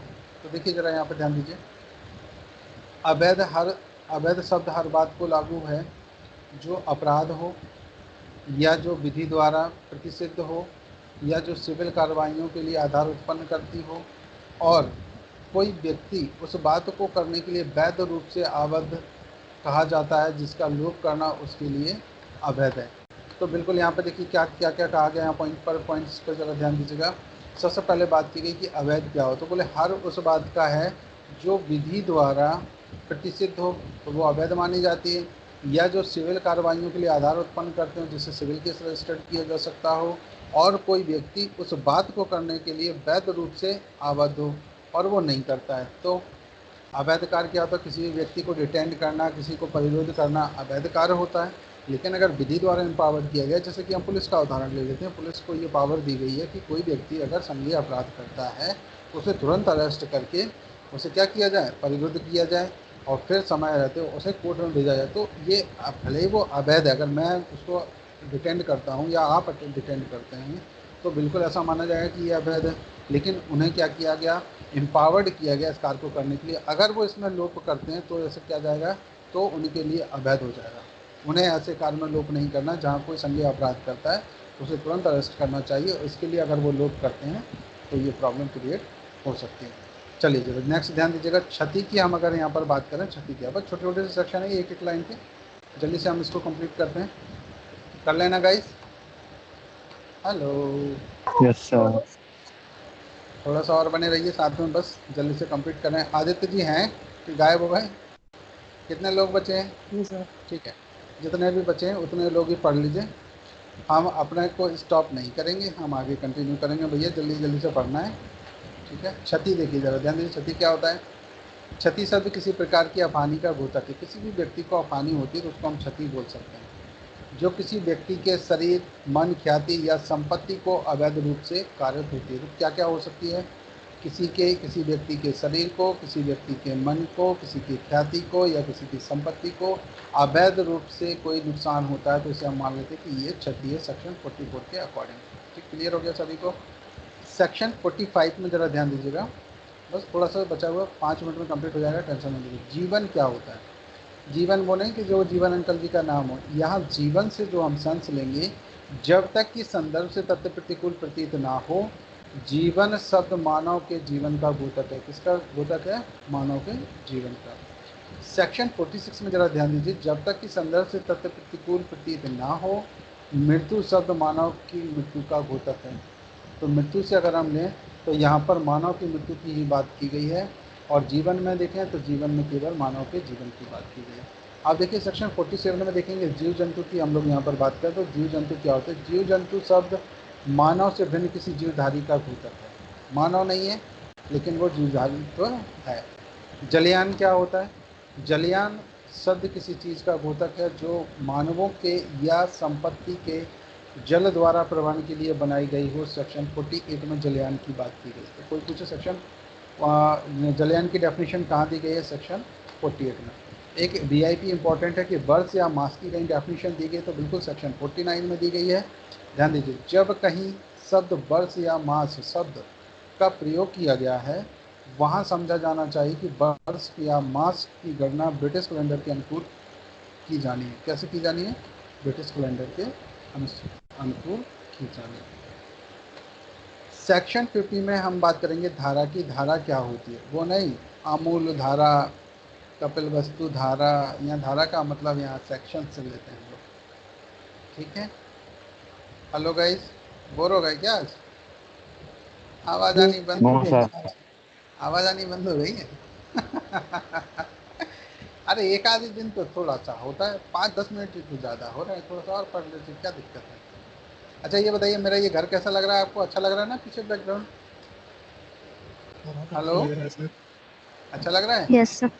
अच्छा, कुछ अच्छा अच्छा दिखे तो मुझे बता देना, ऐसा कोई घर दिखे तो भेज देना, तो मैं भी अपने यहाँ लगा लूँगा, है ना? अच्छा, उम्दा ये क्या होता है? एडीजी, अरे बढ़िया भैया, आदित्य भाई अच्छा मैसेज भेज देता है ना, मुझे भी सिखाना कैसे आता है। चलो जल्दी से और चलते हैं डायरेक्ट की तरफ, थोड़ा सा और पढ़ लेते हैं। तो धारा का मतलब समझ में आया क्या होता है? देखिए जरा धारा पे हम यहाँ पे ध्यान देते हैं।